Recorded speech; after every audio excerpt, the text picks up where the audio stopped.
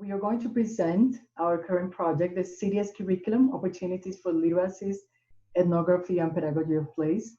Our research group leads the research area on literacies. And with the co-researchers, we have been interested in looking at the city literacies for the last 10 years. I've been working with Beauty Sharkey and my colleague Maribel Ramirez from Universidad Distrital as well.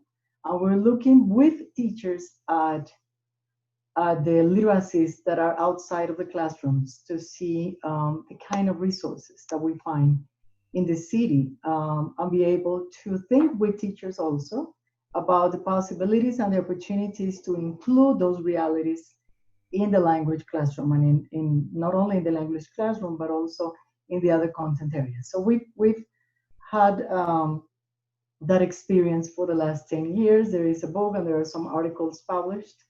So the way that we're going to develop the presentation will be, I'll be doing the first 20 minutes of the presentation, and then I'll turn to Daniel. Daniel will continue sharing with you some aspects of the methodology and the instruments that we have used. And then the last 20 minutes, Maria Clara is going to share with us a very interesting instrument she used to, with university students in that particular place of the city, which is the historic center of Bogota, to do some kind of place awareness with them. So that's where we're going to go ahead and develop and share with you our presentation. So as teacher educators and future teachers, like the case of Maria Clara, we are very much interested in looking at the potential of the local literacies of the places. Our places are surrounding where we live, and the kind of literacies that are there available that many times we don't see. We have talked with teachers, and teachers also realize that they've been working for 30 years, for example, in a school, and they haven't actually observed as an ethnography or give a closer look to the places and the literacies and the languages available there. So our objective, our purpose is to investigate the educational potential of local literacies as resources for learning and teaching in a school, actually two schools, one in La Candelaria, downtown Bogota. Bogota is a city of 7 million people, probably a little bit beyond that. And La Candelaria and Santa Fe are two of the localities, the smallest localities in downtown. We've done community-based pedagogies in other 5 localities that are bigger than these two, but we wanted to see downtown, the historic area, this time in this project. We utilize community-based pedagogies with teachers across the disciplines as a cornerstone for teaching and learning.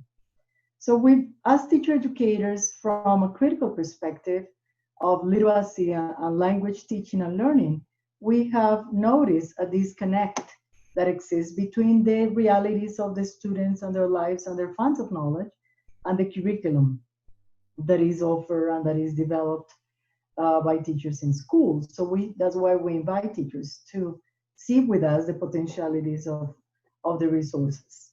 We also have noticed with teachers that sometimes teachers use deficit discourses that do not allow them to see the value students' background knowledge as sources for learning are in the classroom. So we kind of concentrate on the content of what we want to teach as we decide also and take control of the teaching. And we do not actually include, in many cases, the knowledge that the students bring about life and about language and about the realities in the city. We're also concerned about equity issues that ignore the diversity of backgrounds of the students. Speaking from a Colombian perspective, that we are very much interested in noticing the social class issue. So with that in mind, at the end of 2018, with Daniel Calderón and Julie Nieto, we wanted, after they took my literacy class, they were very much interested in the concept of linguistic landscaping. And as I was finishing a previous project, they actually invited me to put together this project with them, this proposal. And we pose the following 3 questions. What are the urban, social, cultural, linguistic, and literacy practices that construct the city of Bogota as a multicultural place? What means of expression are present among individuals and collectives that share urban languages and literacy practices, and how they relate to places in Bogota? And finally, what are the implications for developing place awareness through a pedagogy of place among citizens that transit the city? So the 3 of us are going to share with you some examples of what we call these city literacies are. And before that, then we will show you some pictures of the downtown Bogota. This is one of the emblematic places, 𝗵𝗿𝗀𝗀𝗪𝗏𝗏𝗂𝗏 𝗂𝗏 This is a park. This is Jimenez Avenue. It's a well-known street, avenue, and the Transmilenio, the public transportation, crosses through it.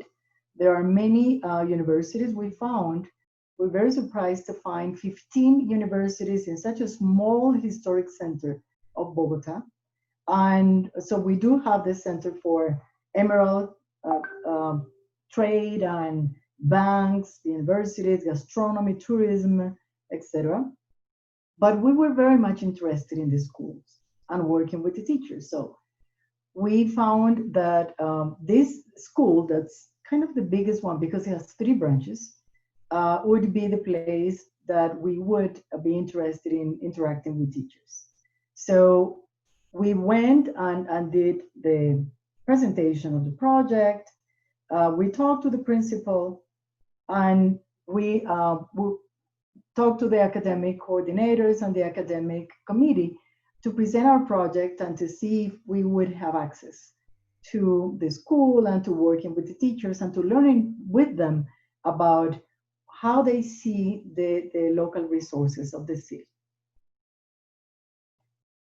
We started this project then. We submitted the project, the proposal, the university approved it at the end of 2018. And we then started in February 2019 with a group activities, starting with mapping personal assets and places. And I will show you an example of personal assets and mapping our personal assets. We also did some reading and discussing of specialized literature with the group. The group is made up of 6 students and me, and 2 other international scholars, Dr. Julie Sharkey and Dr. Teresa Austin from UMass Amherst. So they visit us and they visit the schools about twice during the year. But we carry out activities every week. We meet for 3 hours every Wednesday from 9 in the morning to 12 noon. And we worked in discussing at that point at the very beginning of specialized literature. Did conceptual maps of ethnography of plays, wrote micropapers about the concepts that each one of us as researchers were interested in. After that, or simultaneous with it, we did walking tours to La Candelaria and Las Nieves, many walking tours. And we collected visual text that we are now assembling and organizing in a format and interpreting those texts to see what it tells us and what graffiti artists also interpret them. We did, as I said, interpreting of the visual text, graffiti, stencil, murals, and interview people from La Candelaria. We interviewed a restaurant owner who was a former student of La Candelaria School. We interviewed school teachers from that school and school teachers from the other school, 𝗵𝗿𝗱𝗀𝗪𝗏 School. Maria Clara, whose research project is very much focused on the literacies of university students, interviewed university students in La Candelaria. And we are now interviewing graffiti artists. Last week and this week, we will continue doing the interview to graffiti artists to tell us about their perceptions and their feelings about street art that they do, murals and graffiti. We have had the opportunity to share this process and learning with other audiences in conferences. We went to LRA last year, presented with Daniel. We have presented locally, we have presented nationally, and we are now presenting. I presented last year in Brazil, and again, we are presenting and sharing with an audience how we approach this study of city literacies. I'm very proud to say that 4 of my students have already submitted their research thesis. Daniel already did his oral defense last week, and we are in the process of sharing with the university our project. What I'm showing you in this slide now is one example of a personal asset. We are very much working on a practice-oriented pedagogy, but we are also very much interested in getting rid of deficit discourses. So we start from mapping our own assets, individual assets, to actually learn about our capacities in the research group.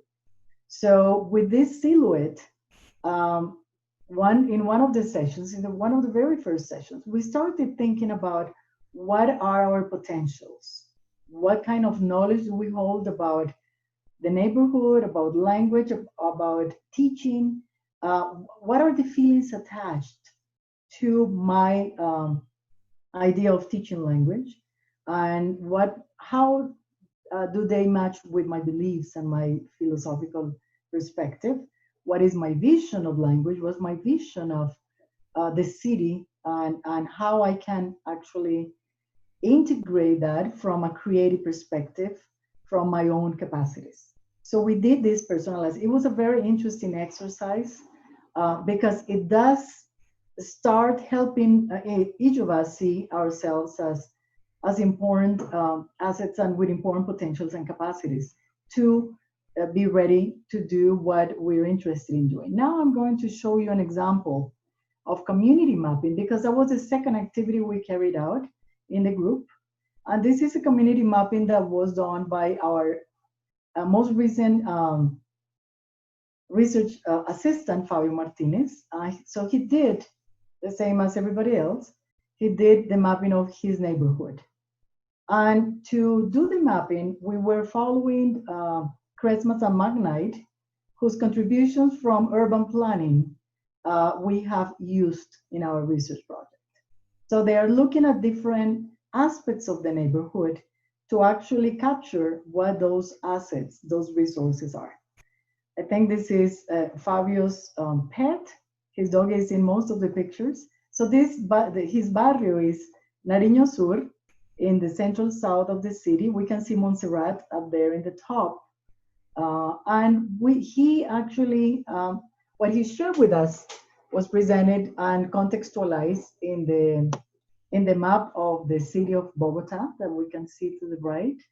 And he talked about the name of the locality, and he went ahead then to show in a map different institutions like the schools, churches, kindergartens, and clinics that are close by his house. This is one of the most important private schools in his neighborhood, Colegio 𝗂𝗲𝗄𝗏𝗂𝗍𝗓 Integral. And then he took pictures also of physical locations. You can start looking at, you can start finding murals, and of course, you can start seeing the places and the local economy, but also we can see the graffiti and the kind of subversive messages that people use on the walls to actually demand the government to pay attention to many socioeconomic issues and political issues that we are having in our country. Another aspect that 𝗏𝗪𝗪 and Magnite help us focus on is the local economy. What kind of economies in each one of the neighborhoods or the barrios? What's the dynamics of these economies, and how do families and children participate in this local economy? There is his dog again.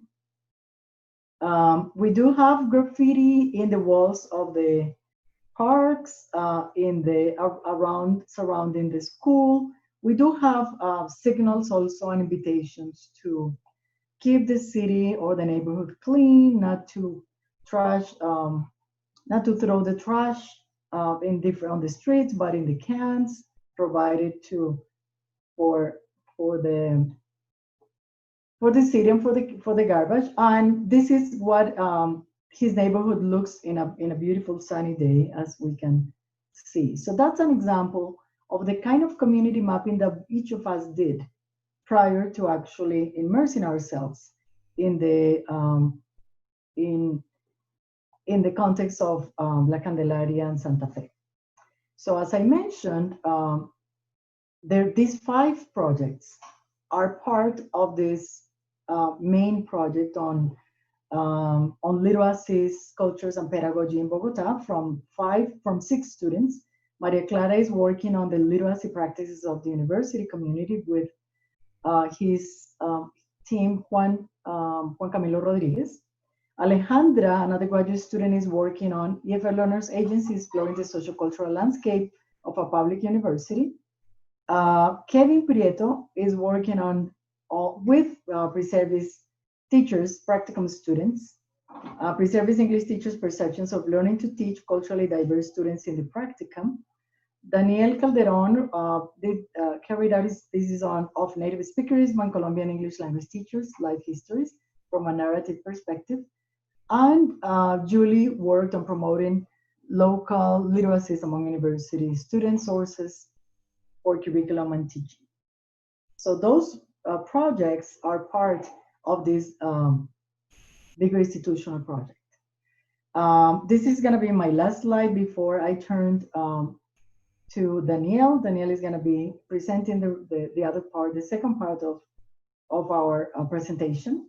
So I'd like to share with you these main conceptual aspects that we have used to support our project. Our perspective, our teacher education perspective is aligned with teacher education as a project for social justice. And we have shared with Cochrane Smith, Barbara 𝗏𝗏 and Mario Lopez-Gopar our ideas about trying to move from a deficit perspective view to a more positive perspective of assets and potentials of the students in schools and teachers in schools. So we do want to carry out research that is looking at teachers as equals, and that they bring and have not only experience but a lot of knowledge from what they've done with and what they do with students. So we talk about teacher education for social justice. We also focus on critical literacy and critical pedagogies, community-based pedagogies from the work that we've done for the last 10 years, and also Schechter, Solomon, and Kidmer and other international scholars have done, and linguistic landscape and city literacies that we have also been informed that my colleague Raúl Mora in Medellin has also done a very interesting research with his undergraduate students on city literacies. Peter Sayer did an interesting research in Oaxaca, Mexico. Johanny Gorter Idlins in the streets of Sao Paulo also documented the street art.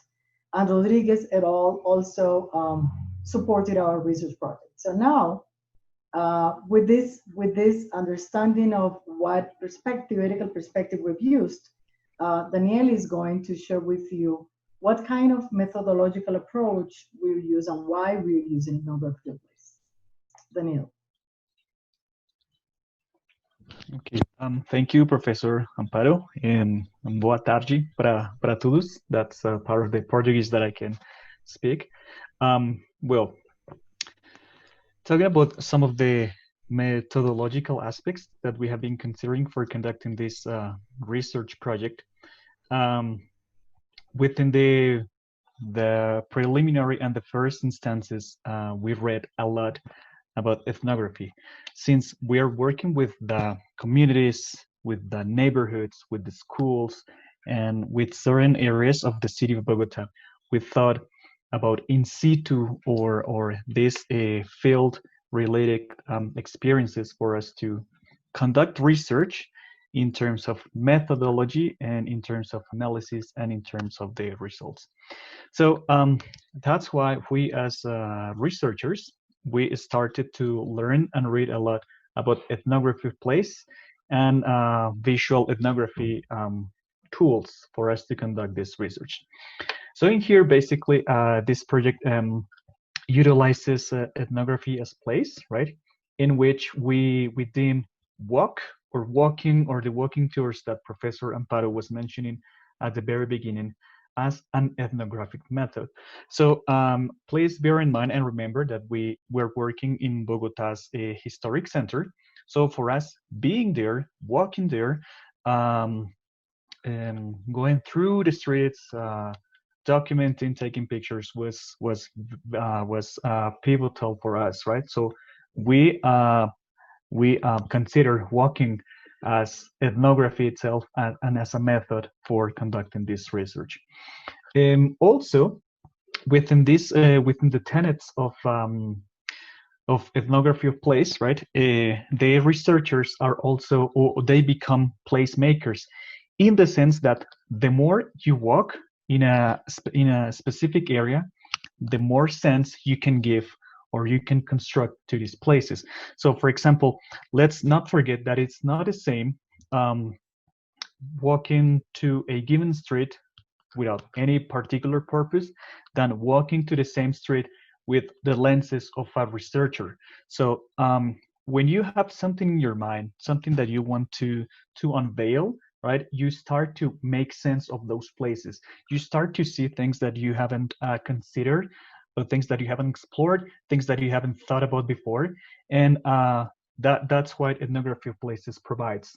The opportunity for you to give new places, give new meanings, right? And to give like new understandings from the places that you walk. Also, we can see that within this ethnography of place, right, we can see that the places are not only places in the geographical terms. Places also encompass like different history or historical relationships, memories, and all of them are together within the place. So beyond those geographical considerations, we started to see what is the importance in terms of the history, the memories, the individual memories, and the collective memories of the places that are embedded or that are present in a given area of the city. Also, and something very particular, very peculiar for us in a good sense, was that conducting the ethnography of place as a visual ethnography entailed,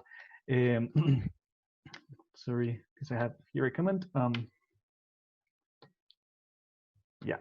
It implied a sensory experience beyond walking, right? Beyond looking at the places, beyond taking notes. We also started to listen to the place, to smelling the place, and even eating at that place in order to even and literally taste what the Bogota's historic center tasted like. And also something important to say about ethnography of place and visual ethnography is that both of them are alternative yet critical ways for researchers standing on qualitative research paradigms in order to explore, make sense, and unveil aspects within the urban spaces. So visual research methods that are encompassed in ethnography or in visual ethnography are those ones that we utilize in order to understand how people understand and make sense of their own world. And visual ethnography, it's also a qualitative research tool, right? In which it's becoming like popular in the field of social sciences. So Professor Amparo, next, please. Okay, as for the data collection instruments and procedures, we want it to be as rigorous as possible, right? We want it to be informed from different perspectives, different data, different instruments when we start to engage in discussions and when we're going to try to present the findings. So for example, so far we have a corpus of photographs, visual text, in which we are documenting systematically in different areas of these parts of the city, the visual text or all of the linguistic landscape, okay? A little bit later, we're going to show you some samples of what the La Candelaria looks like in the configuration of the visual text, okay? Also, we have been working with teachers from 2 public schools, because remember, we're also considering the school communities as meaningful resources for fostering not only literacy, but also language learning and the learning of the other areas or the subjects among the school curriculum. So we have worked with workshops. Sorry, we have worked with teachers within 2 workshops, right, in order to start developing and engaging in these place-based pedagogies, discourses and practices. We have also conducted like interviews to teachers in schools, in those 2 schools that we are working. We have also interviewed local people from these areas. For example, we have talked to restaurant owners in a farmer's market in which you can buy fruit, vegetables, and this type of organic and more traditional types of food. And specifically, Maria Clara has worked a lot with university students. So part of her research entails interviewing and interacting with this type of population. And as Professor Clavijo mentioned before, currently we are conducting interviews to graffiti artists in the sense because we want to better understand what's the position of this type of artist in regards to the linguistic landscaping of La Candelaria and Bogota's historic center. And also Maria Clara as well, has organized part of her data and her results in a blog in order to document and to organize the findings of the linguistic landscape. Professor, please. Okay, so now we're going to share with you the linguistic landscape of Bogota's historic center, and for you to see the different texts that we have explored. And please feel free to pay attention to the different languages and the different texts that we have in Bogota's historic center. Professor, next. So for example, in here, notice that even though Colombia is officially a Spanish speaking country, we have been surprisingly learning that within the configuration of the city, right, Bogota, it's also gaining or starting to gain languages other than Spanish, right? So for example, noticing here that we have the mixture of the murals, but also we have written English texts, which posits that Bogota it's becoming multicultural, right? Multilingual, at least within the written text. Next, please. For example, in here we have graffitis, right? We can say next. We have like more. Remember that within the critical literacies, we consider text not only as written words, but any type of images could be considered as text. So for example, in here, it's very common within the Bogota's Historic Center to see murals or to see graffiti related to Colombia's indigenous people, right? So which also configure, for example, Bogota as a multicultural city. Something very enriching from this perspective is that we have been discussing and interpreting this type of texts, right? This is something very beautiful because the way that I read this type of graffiti, for example, would be totally different from the interpretations of or the readings of Dr. Clavijo or from my colleague Maria Clara. And this is something very enriching for us that we may read different type of texts, and in this case, the graffiti as a text. Please, next. Notice, for example, once again, how English it's permeating this part of the historic center. And we have been discovering that, for example, this responds to the tourism and many non-Spanish speaking people that come to this part of the city because of the historical and the cultural aspects. The next one, please. Notice, for example, how local economy it's also adapting and embracing languages other than English for their businesses, right? For example, here English. And notice that even though we have like a contesting, right, or very critical messages. Notice, please notice how even though there are like some spelling mistakes in the word system, we see how the artists and the people start to combine English and Spanish in order to make sense and to create new different types of means of expression, right? So in here we see like a very political message, and particularly this one also denounces what's going on here in Colombia with the unfortunate episodes in which people are being assassinated with the permission even of the local government, just because they are social leaders. And you know the tensions and the social inequalities, especially in rural areas in Colombia. So for example, notice that this type of texts also evoke political instances, social instances, and violent instances of the historic Colombian armed conflict. Is the next one we have. And for example, we also see text written in French, which confirms somehow that at least this part of the city, it's multilingual and multicultural. You see the next one. For example, here we have like a stencil, and we see like text as political stances and political resistances, right? Notice, for example, how a large group of tourists come from countries that do not speak Spanish, so local economy has to adapt to respond and to attract those type of populations. Notice how here Spanish and English are correlated within local economy. For example, in here, Spanish and even French, right, and English, 3 languages at the same time, fostering economic practices. And this one for us was amazing. Notice that we have a bunch of languages, right? So notice how Bogota's historic center, at least within the configuration of the text, it's not monolingual either, okay? Here we have like another example of French. And here we have like some information signs in which they combine English and Spanish for the tourists, local and international tourists.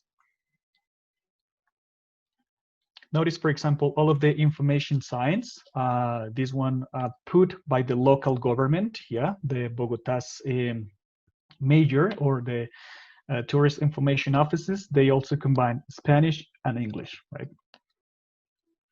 And this one was very peculiar for us, that it doesn't matter that you don't speak Spanish, but you can also give your donations to the local churches in this area of the city. Okay, so that being said, we as researchers try to utilize the communities, right, as curriculum or as potential resources for developing and fostering more meaningful connections for both teachers and students in order to go beyond the school. And that's why, for example, by exploring the communities, by reading the texts, right, by exploring who we are as researchers, teachers, and people, we can start connections that go beyond the standards or that go beyond the mere fact of teaching content.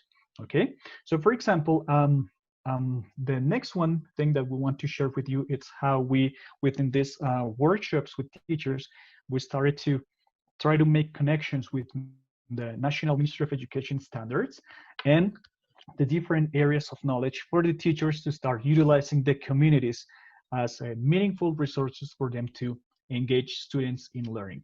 So for example, in here, we have the national standards for the 2nd grade in the social sciences, mathematics, and language. Well, in this case, and for example, in here, you can notice a picture of 19th Street, in which we have a bus stop, and we see the different informal prices, right, of the street vendors when they sell the pedestrians the ticket buses. So, for example, just by trying to make those connections, right, for the social sciences area, the students and the teacher could analyze these type of economic activities, right? How the people sell the tickets, how many tickets do they sell a day, right? For example, here within the mathematics, how does or how much does a person sell in a normal day or on a normal basis, right? And within languages, for example, we can see what is the purpose of this type of signs in order to let the people know that they are selling informally those buses tickets. Professor, the next one. Another example I wanted to share with you, it's the national standards for the 3rd grade. we have for the area of mathematics, right? So for example, in here, notice how from a graffiti, right, or well, from a mural, students may also, I don't know, measure, for example, the area, right, the perimeter of the shapes. Yeah, notice, for example, in here that if you look at this type of figures or this type of murals within mathematical lenses, you can start unveiling figures, right, for you to analyze. In terms of language, for example, we can see that we see, like, for example, different texts, right? In this case, we see like people who are, for example, local economy, right? The Pacific Ocean seafood products, for example. And as for the social sciences, notice that the graffiti presents a person from the countryside and a person from what we call here in what we call in Colombian Afro-Colombianos, right? Populations. So notice how this may foster context-related and more meaningful community-based pedagogies for both teachers and students. Yes, we see that one. Okay, now we're going to finish this part with Maria Clara. So she's going to share in Spanish part of her blog documenting the linguistic landscaping of La Candelaria. So, María Clara, por favor. Muchas gracias, Daniel. ¿Me pueden confirmar si me escuchan? Sí, está bien. Gracias. Bueno, me presento nuevamente. Mi nombre es María Clara Nader. Soy estudiante de la licenciatura en Humanidades y Lengua Castellana de la Universidad Distrital. Y en esta oportunidad les vengo a presentar, a socializar mi proyecto de investigación titulado Las prácticas de literacidad de los estudiantes universitarios de la Candelaria. Aprovecho para agradecerle a la profesora Amparo por la invitación para socializar en esta conferencia. Y también agradecerle porque fue gracias a ella que yo ingresé al mundo de la investigación. Y pues, aunque es un trabajo muy exigente, también es muy enriquecedor. Los objetivos de esta investigación se propusieron identificar cómo está configurado el paisaje lingüístico de la Candelaria, analizar las prácticas de literacidad que establecen los estudiantes universitarios con el paisaje lingüístico de la Candelaria, para así finalmente reflexionar sobre la literacidad crítica de los estudiantes universitarios en relación con la diversidad textual que compone este paisaje lingüístico de la Candelaria, teniendo en cuenta que estamos analizando un espacio que, además de su riqueza histórica, también se caracteriza por la multiculturalidad y por todos los recursos a su alrededor. Con mi compañero Juan Camilo Rodríguez nos propusimos dos preguntas de investigación a resolver. La primera, saber cómo se representan las prácticas de literacidad de los estudiantes universitarios ubicados en la Candelaria. Y también nos preguntamos cómo usa, valora e interactúa el estudiante universitario con estos textos que hacen parte del paisaje lingüístico de la Candelaria. A continuación, les voy a presentar el blog que desarrollamos en la plataforma Tumblr y que surge dentro de la coyuntura de pues, esta pandemia y del confinamiento, lo que nos limitó un poco a recopilar los datos in situ, es decir, en la Candelaria, así que tuvimos que recurrir a un tipo de etnografía para que los estudiantes universitarios pudieran hacer un reconocimiento de este paisaje lingüístico a través de esta plataforma, de este blog.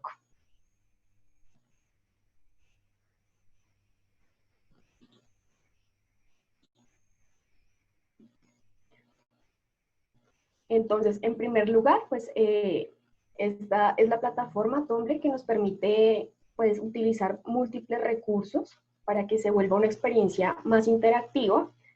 Como ya lo había mencionado, este blog surge para el proyecto de investigación Prácticas de literacidad de los estudiantes universitarios de la Candelaria.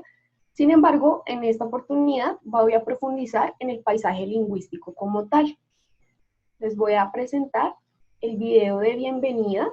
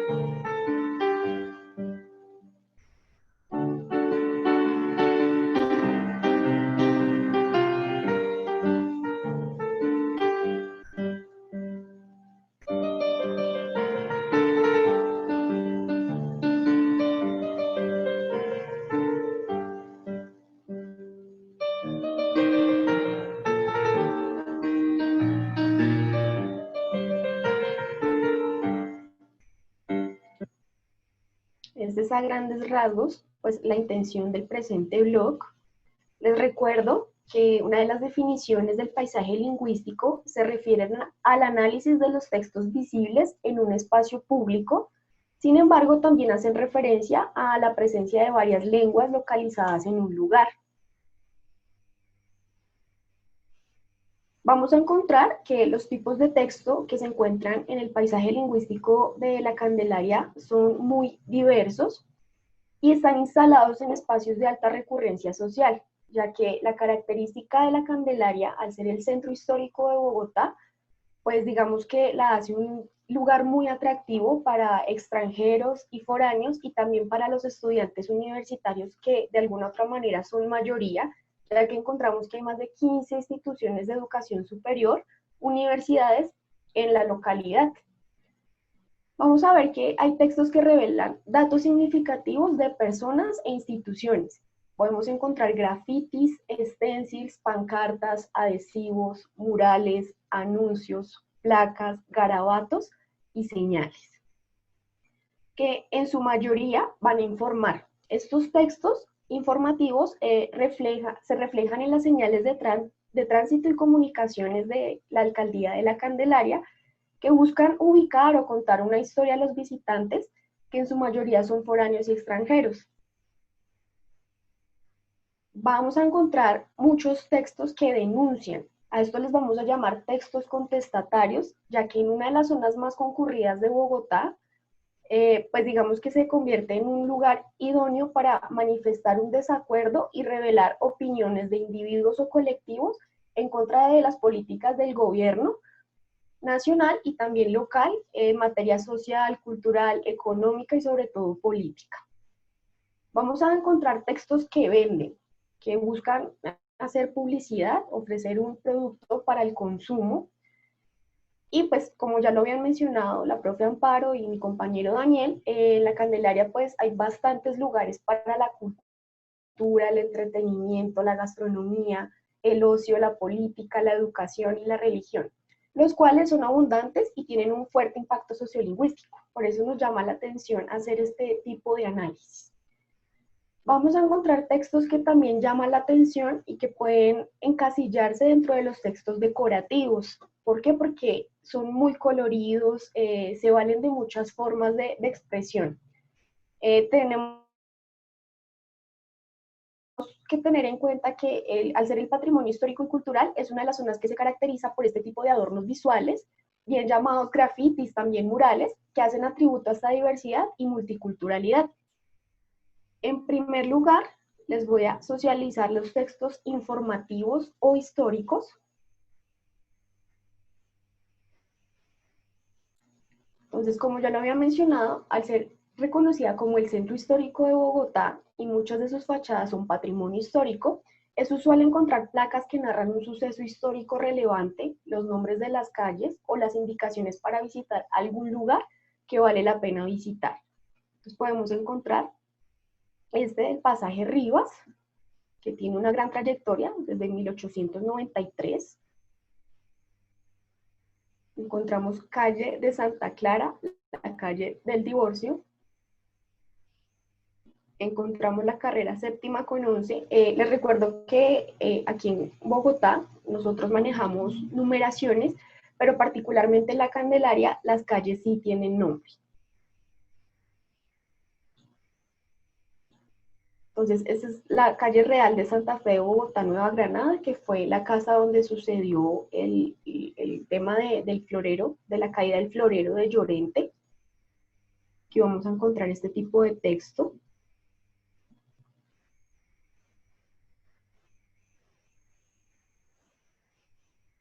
Encontramos un español, un castellano mucho más antiguo, teniendo en cuenta que los primeros que llegaron aquí a Bogotá fueron españoles.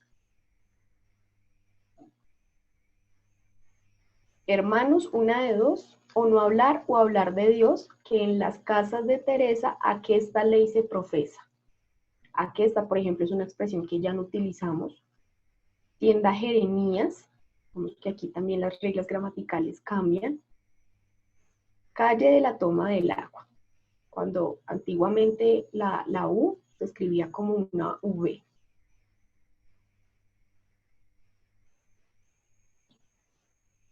Sobre los textos publicitarios y comerciales, pues como ya lo había mencionado, es una zona que privilegia sobre todo el comercio.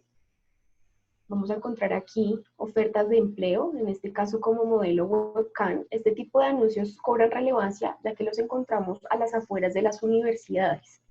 Entonces esto atiende también mucho como al tipo de personas que buscan, que en su caso pues son universitarias, que necesitan sacar adelante sus estudios. Así que encontramos este tipo de ofertas. También vamos a encontrar almacenes de calzado.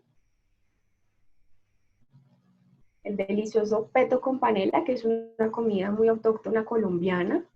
Minutos a todo operador, aquí es muy común conseguir un celular para llamar, buscar minutos.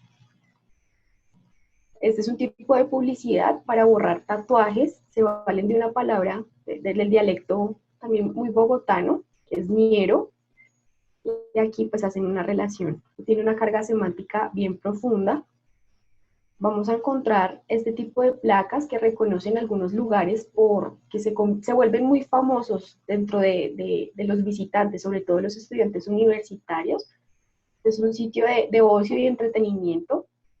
Doña Ceci, muchos de nosotros la conocemos, de los estudiantes universitarios que frecuentamos la Candelaria. También vamos a encontrar este tipo de publicidad, habitaciones amobladas, ya que también como es una zona turística, es muy natural encontrar esto, y también pues buscan llamar la atención, ¿no?, con este tipo de colores. Esto es bastante usual, encontrar muchas cafeterías, en este caso expongo al Café Ibáñez, que también tiene una larga trayectoria en la localidad. Y la cervecería 𝗵𝗶𝗀, que también se vale de unos recursos muy coloridos, muy visuales para llamar la atención.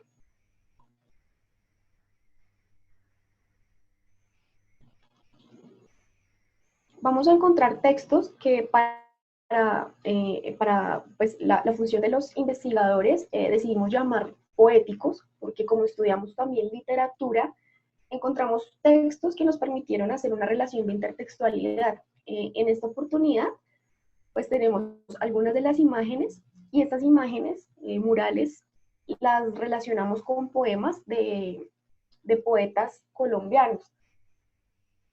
Entonces, en este caso, lo relacionamos en este ejercicio de intertextualidad con un poema de Luis Vidales que se llama El gato. Aquí aparece el poema.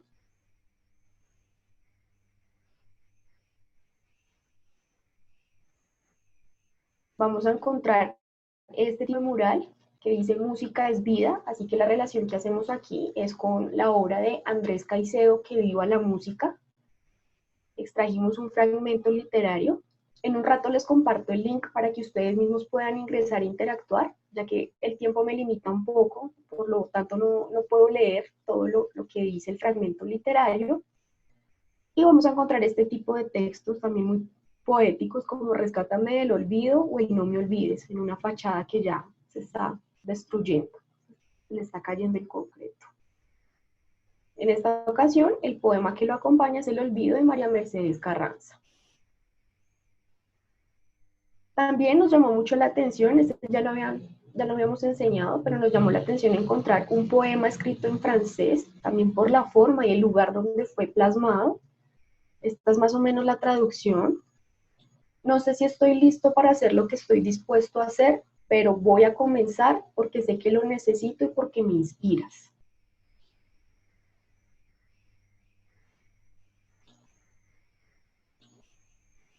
Otra de las categorías es el multilingüismo, que también se relaciona con este atributo multicultural, pues teniendo en cuenta el carácter turístico, como ya lo había mencionado. Entonces vamos a encontrar lugares como este, que hace referencia a Francia. Aquí pues la pizzería en letras italianas. Vamos a encontrar esto que es muy autóctono de la jerga colombiana, que tampoco tiene traducción, que hace referencia como un tipo de postre y a un tipo de repostería. Este tipo de restaurantes que hacen relación a Japón, el menú, pues también la venta de café, pero traducida al inglés. Como ya lo había mencionado, ya lo había mostrado mi compañero Daniel. También vamos a encontrar muchos institutos de lenguas, en este caso institutos para aprender alemán, Instituto Confucio de la Universidad de los Andes, y aquí este tipo de letreros que dan un saludo de bienvenida en varios idiomas.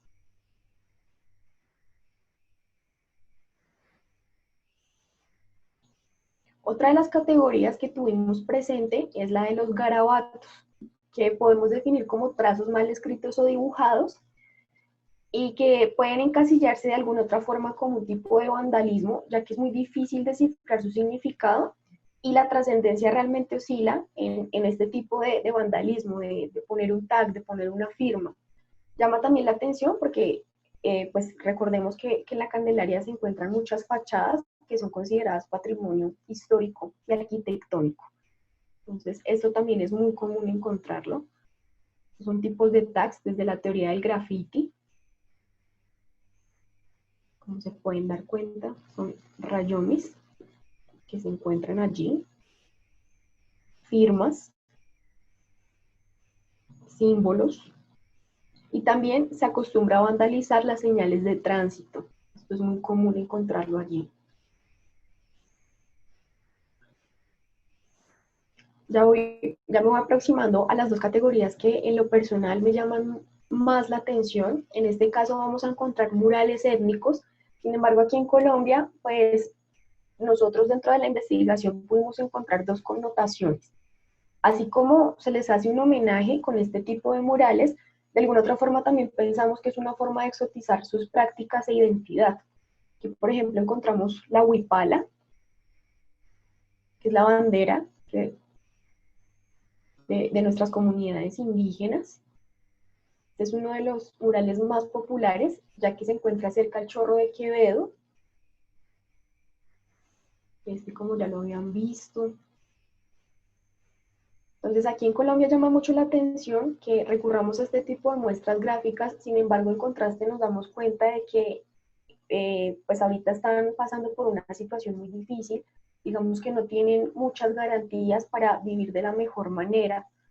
Sobre todo en estos tiempos de pandemia hemos encontrado que hay bastantes comunidades indígenas desprotegidas, soportando pues también el tema de la migración, y que hayan tenido que llegar a una ciudad tan fría como Bogotá y tener que adaptarse a estas dinámicas. Así que es muy complicado encontrar que realmente pues están desapareciendo y nadie está haciendo nada para ello. También recordar el asesinato de los líderes sociales o de los líderes que defienden este tipo de comunidades, que es muy alarmante, y pues aprovecho esta oportunidad para hacer la denuncia, ya que sigue ocurriendo diariamente, todos los días.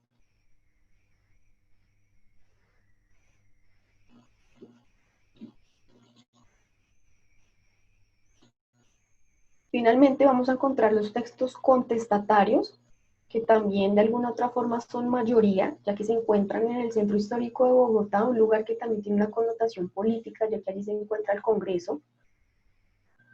Como ya lo había mencionado, son textos que buscan polemizar, denunciar, opinar y reflejar la posición de quienes los plasman en las fachadas y construcciones arquitectónicas. Entonces tenemos este tipo de texto, cuando se lee poco se dispara mucho, haciendo referencia a la falta de formación que reciben también las Fuerzas Armadas aquí en Colombia, la policía, este tipo de instituciones que también violentan los derechos humanos.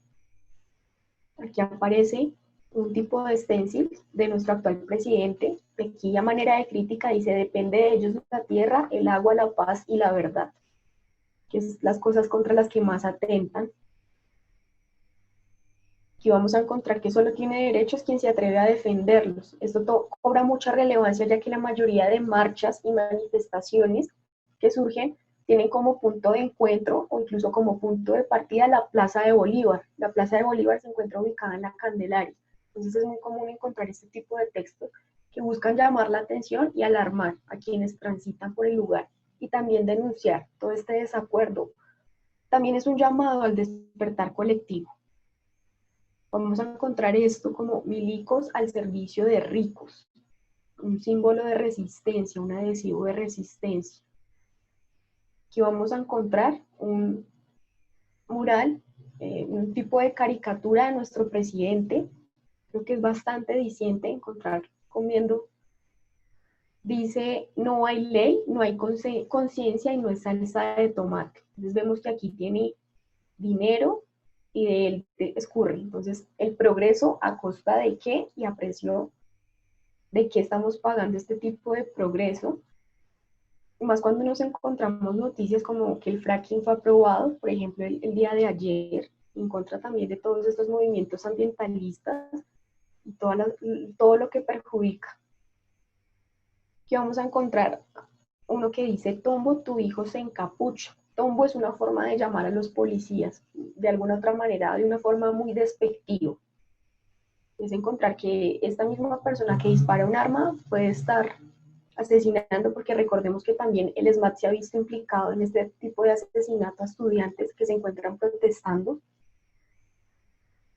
Como ya lo había mencionado, Colombia libre de fracking, entonces fue un poco pues devastador encontrar la noticia que ayer aparentemente aprobaron esta práctica que pues trae grandes repercusiones al medio ambiente y sobre todo a los territorios de donde piensan hacer la extracción.